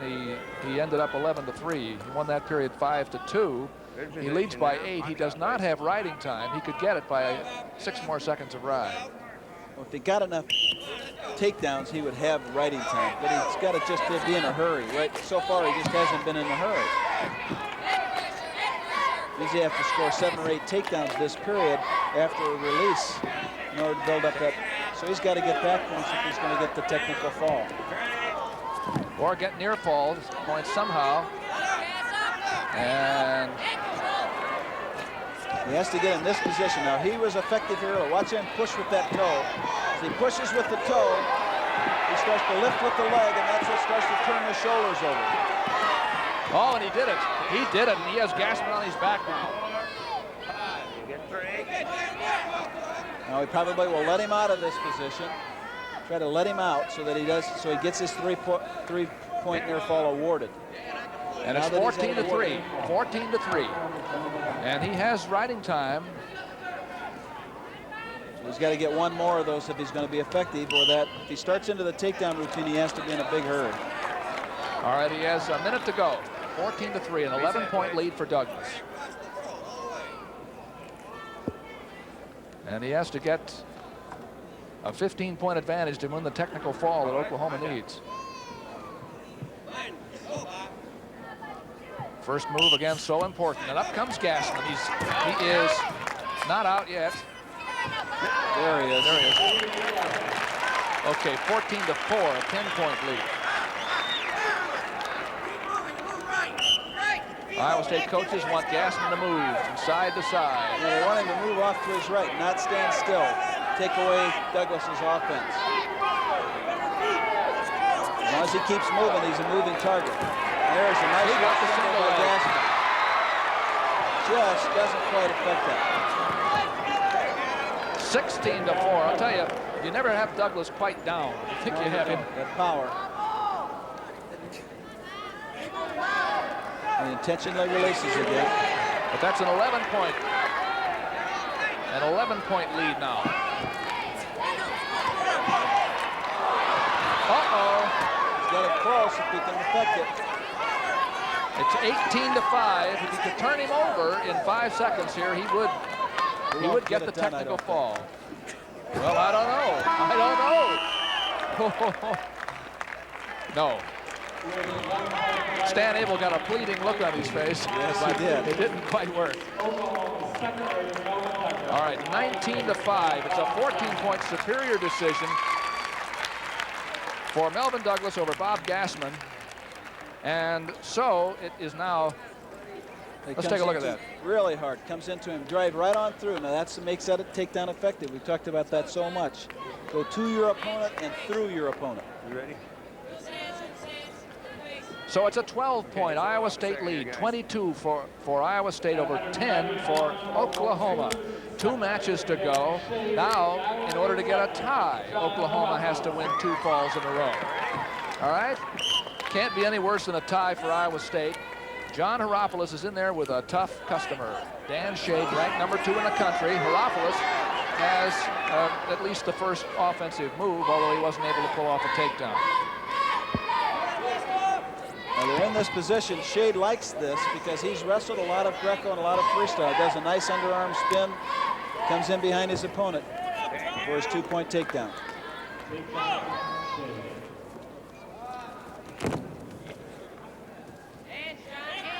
Takedown for Shade.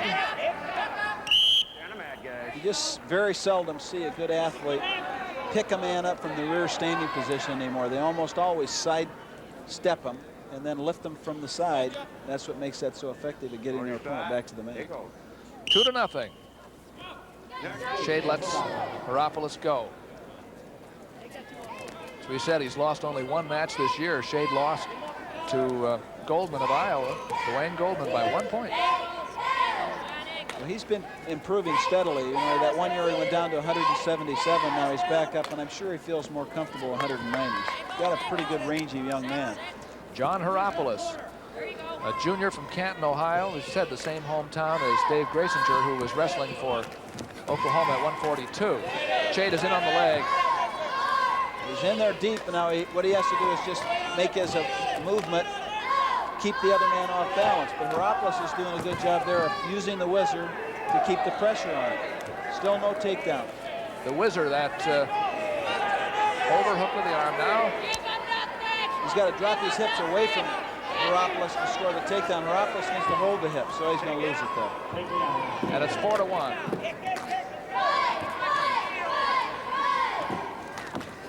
As you said, he's such a pinner. Shade has really a good chance before he graduates of eclipsing Danny Hodges' all-time pin mark at Oklahoma State.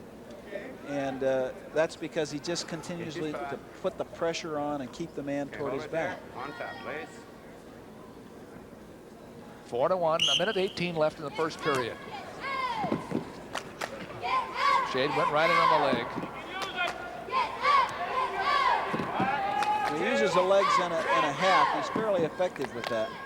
If he can get the pry down on top of the back of the head, then he'll be effective.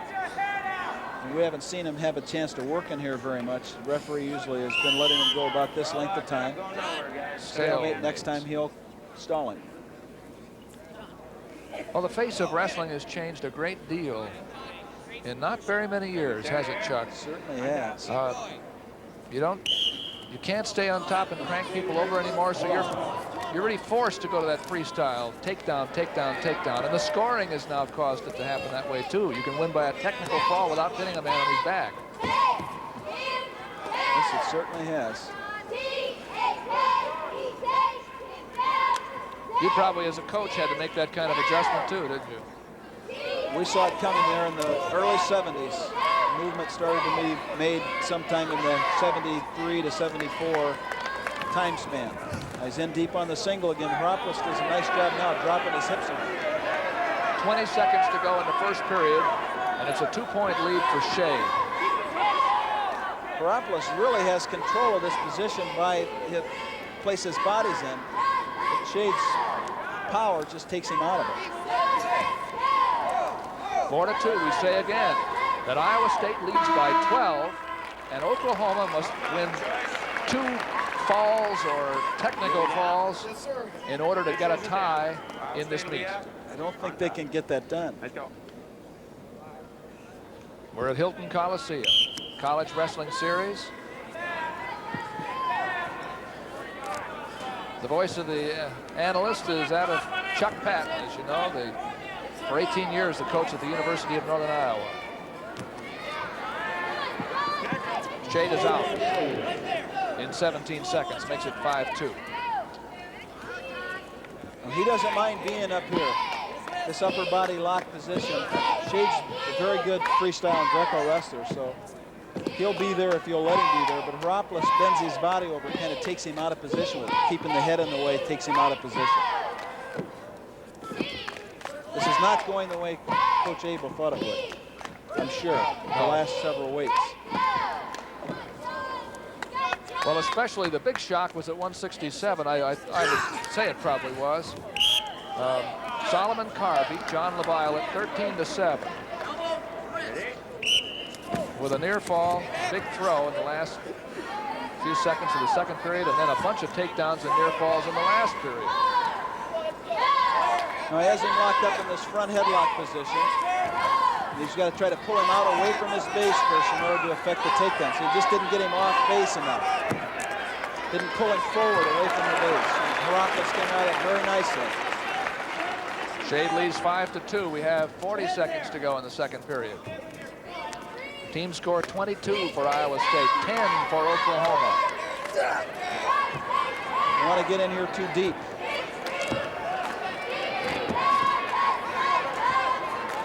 You see, there's that power leg Hieropoulos had, but he lost it, gave it up. And got the takedown. It's Shade's takedown 7-2. He now has 3 takedowns.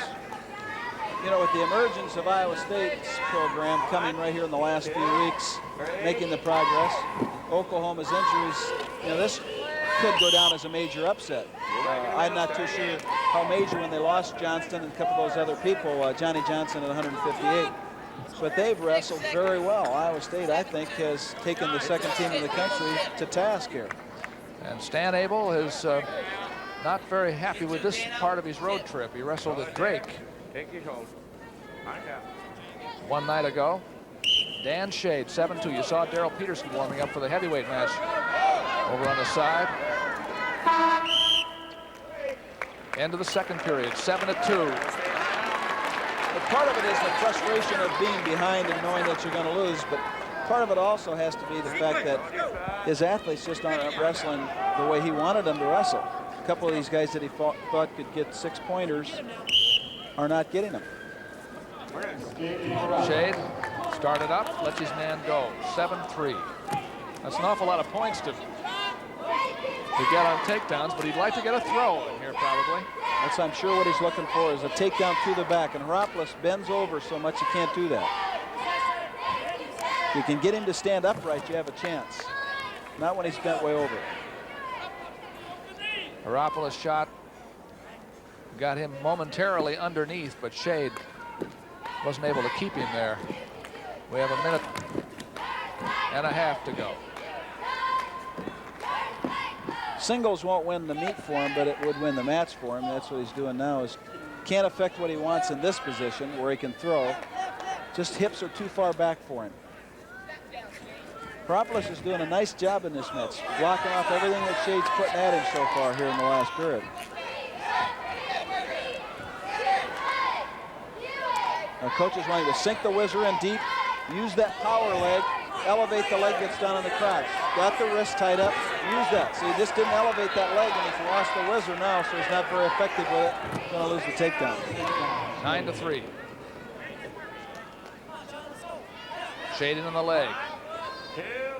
Referee already is counting, and that's a change these years, isn't it? Yes, it is. We'll start again, guys. Who's bleeding? Somebody has blood. I see Shade has blood on the bridge of his nose. Okay. Whose blood? It takes a lot of time. Yeah, it takes a lot of time on those legs to knock the man down and put a lot of pressure on him in order to be able to make him effective. Les Anderson. That's right. He was the first national champion that Harold Nichols ever had. So he kept him around. Sure started an era for him, though, didn't it? He did, too. That's right. 9-4 is the score for Shade after the escape. And if Hieropoulos, and he certainly will, the appearances of it, keeps from getting pinned in the last 7 seconds, Iowa State is going to beat Oklahoma tonight. And the Cyclone fans can relax while they're watching Darrell Peterson. There it is. With riding time, it is a 10-4 win for Dan Shade of Oklahoma, making the score 22 for the Cyclones and 13 for the Sooners, but it's Iowa State's meet. Dan Shade, ranked second in the country, looking for a rematch somewhere along the line with Dwayne Goldman. He hopes for the national title. And out comes, after you see John Hieropoulos there for a moment, we're going to look at the two heavyweights. Darrell Peterson, ranked number 8 for Iowa State on the right, weighs about 350 pounds, and Mark Tatum, a sophomore from Ponca City, Oklahoma, for the Sooners. Well, there's a lot of size difference here. That 100 pounds makes a big, big difference. And young Tatum likes the double. He likes to get in low. You go in low on a big man like this, not only can you lose the takedown, you can get hurt. So it becomes very important kind of throwing his style off. Now, he does have some throws if you come in and lock under his arms. But I think Peterson has got enough height as well as the weight to affect the difference. They had a pretty good match last year in the Big 8 championships, which Peterson won, but it was not all that easy. I think Peterson's a little better heavyweight this year. He certainly is. I think he's wrestling a little better, and he's got more control of his body, doesn't waste as much motion. He deserves to be 8 because he's doing better things and has a better attitude. Peterson of Iowa State spent 2 years in junior college ranks where he was a national champion 1 year after finishing second the year before. No score. As most big men, they kind of get into this lean on each other push position. And Tatum seems to be powerful enough not to get pushed out of there too much. Well, you know, from the waist down, he doesn't look a lot different in size. And a lot of power in the legs. You can hear Coach Nichols perhaps yelling over the PA system to get his head out of there. That's one of the reasons why Tatum is not getting pushed out, is because his head's in on Peterson's chest. Darrell Peterson of Iowa State. And Mark Tatum of Oklahoma for the Sooners, who are going to lose their second meet of the year. They lost to the 2 ranked Iowa teams. They lost to the Hawkeyes earlier down in Norman, and they're losing tonight to Iowa State. I would imagine they've been ranked second in the nation, and now Iowa State, who's ranked 4th, is going to beat them. Of course, Iowa State lost to Wisconsin, who's ranked below them, so there's going to be a major shift here in the rankings, with Iowa, of course, staying on top because they do have the best team, and all the rest of them are scrambling around for that second, third, fourth spot. There's the first point of the match. This time a penalty is assessed against Tatum for stalling. Very difficult for either man to go ahead and go. The little guy doesn't want to go in underneath the big guy, take a chance and get hurt. The big guy doesn't want to go in under the little guy because that's not his style. End of the period. Darrell Peterson, Harold Nichols. Illustrious career coming to a close at Iowa State after this season. And it looks as if his young team is making some progress, Chuck. Well, it helped to have Bill Kelly back in at 126. John Thorne wasn't there. They're hoping to have Kelly at 118 by the end of the year. And if they do, this is going to be a much stronger Iowa State team. They become very tough with those 2 guys both in the lineup. Now, Tatum is out immediately in the second period and has a 1-1 score. It was a nice build-up on his part where he did a tripod build-up, and then when Peterson tried to knock him down, he brought himself out of there with a roll. You can't continue to back up like this all the time. Another penalty.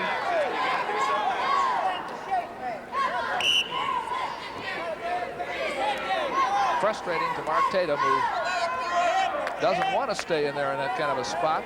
Well, I weigh 170. I don't think I'd want a 270-pounder to push into me. You know, I probably wouldn't be able to stay in there either, and neither would anybody else outweighed 100 pounds. But he does have to try to affect some kind of offense. In order to win the match, he has to try to affect some kind of offense.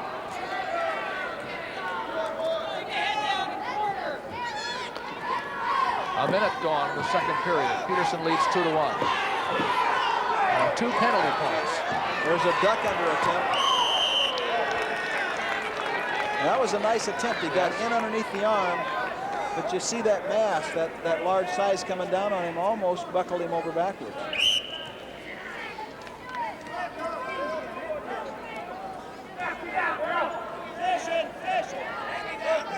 There's an elbow up in the face, as well as a head in the chest.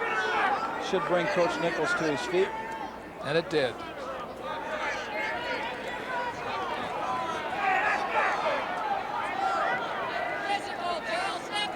But the opportunity that's there for Peterson from Iowa State, with all that pressure that Tatum's putting into him, is for him to snap him down. And instead of trying to push into him, once he gets his feet back and his head in, would be to snap his head down toward your feet. You're all right. That would be effective. I think Mark Tatum is letting the, I think they say in the locker room sometimes, letting the referee get into his head. Yes, that's right. He's worrying a little bit about what he thinks is unfairness against him, and he's forgotten to wrestle a little bit. Score is 2-1 here. And there it is again. He's a little frustrated, you're right. And this time it's 2 points, 4-1. One more and it's disqualification. Well, he might make this period, but I don't know if he'll make the last period if stays in this kind of position. Okay. Last period, 4-1.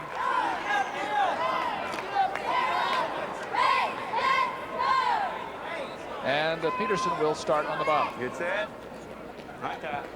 There's our next one, Northern Iowa versus Drake, on Tuesday, the 5th of February at 9 o'clock. Same time here on Iowa Public Television. Peterson is out. We're back on the feet again, 5-1. And we've seen his offense basically is just kind of pushing off the shoulder and reaching into the leg. But he will get him disqualified on that because he has the size and he can chase him around. You can see the frustration of Tatum just kind of pawing and slapping. Peterson would like to get those arms hooked up because he's very good with that. He gets an arm hooked up, then he steps around the leg.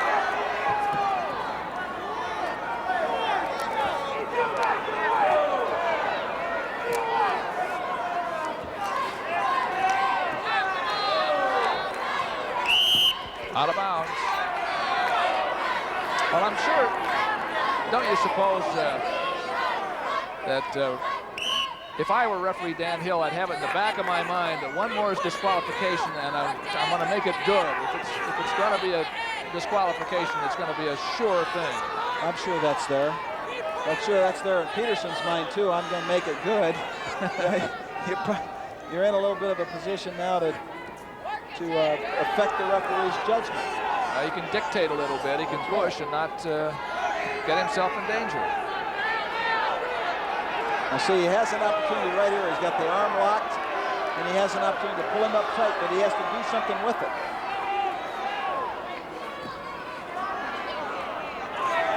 We have less than 30 seconds to go. Won't go too much longer if it stays like this.